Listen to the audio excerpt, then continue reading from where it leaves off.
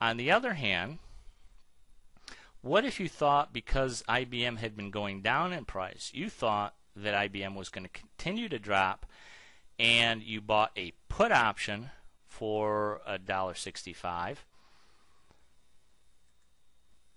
and the price of IBM continued to go up and up and up and up? What then would happen to your put option? Well, your put option would go farther and farther and farther out of the money as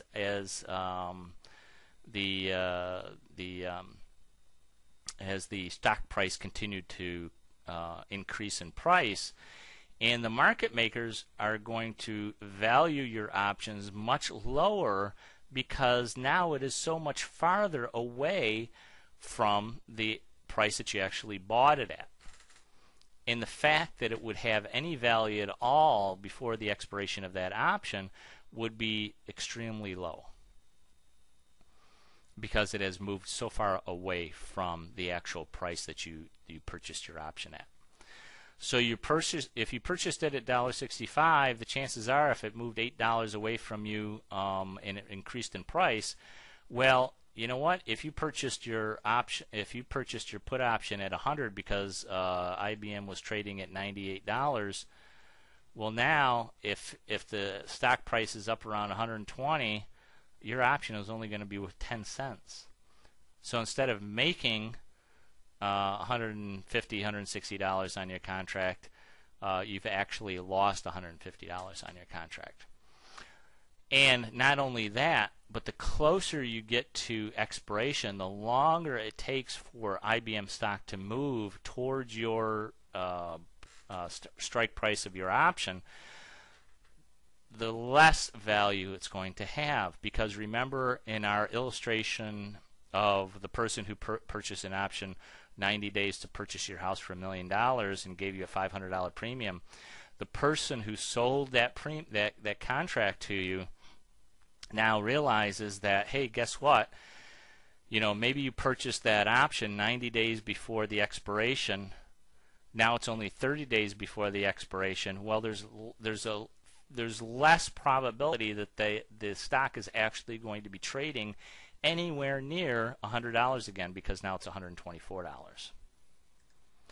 So as the option, because all options, remember there's only two rules in option contracts, that it will fluctuate in price and it will expire. So the closer you get to the expiration, the less value that contract actually has, because the probabilities of the stock actually moving in your favor have declined significantly.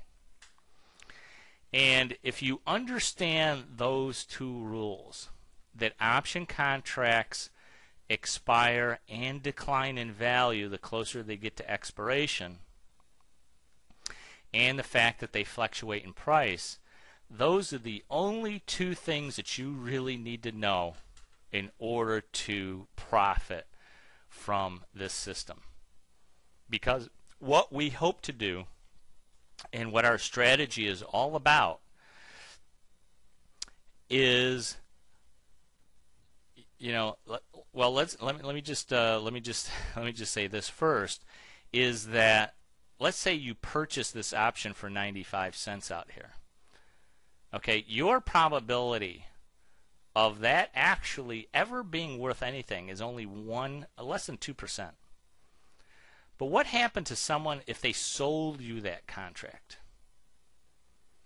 You can remember I told you that even though you don't own IBM, you can sell contracts on IBM and collect the premiums, just like you're the owner of the house. Well, the person who sold that contract to the person who bought it has a 92%, no, higher than that, 98% probability that that option will expire completely worthless. What does that mean? Well, that means that the 10 cents that you collected for that option as the seller of that option, there's a 98% chance that you're going to be able to keep all of it, and it will not be at a higher price. because as a seller of the option, you don't want it to go a higher price. You want it to be lower because you're selling it. You want it to be at a lower price. But there's a 98% chance that it will be, in fact, at a lower price and expire absolutely worthless. Then you get to keep the premium that you received, 100% of the premium that you received for writing that option.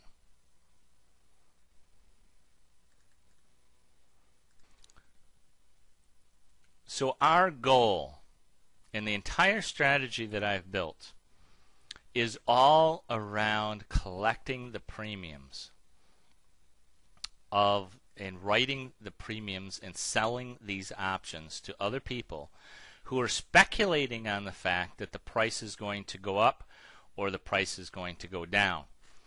And our job is to create a strategy in which we collect the premiums from these options in a way that does not get us into trouble. Because, let me give you a warning, if you were simply to write these options, if you were simply to sell these options with absolutely no protection, and if IBM decided to go, get taken over by a much larger corporation, and I'm not sure if there is one, but if let's say Microsoft decided to buy IBM and they were willing to offer them $220 a share, well, if you sold an option at $135 a share for 25 cents, and IBM or Microsoft came in and decided to buy IBM for $225 a share, well, all of a sudden your 25 cents turns into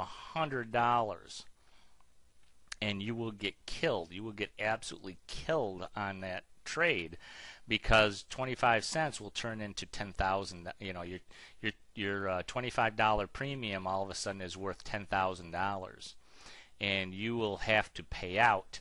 You will have lost $10,000 because the owner of that contract, the person who purchased that for $25, will say, "Hey, I'm going to purchase IBM stock for $135. You got to deliver 100 shares to me now."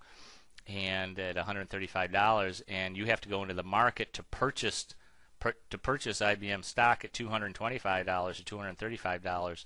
You're going to be paying $100 more than you sold that contract at.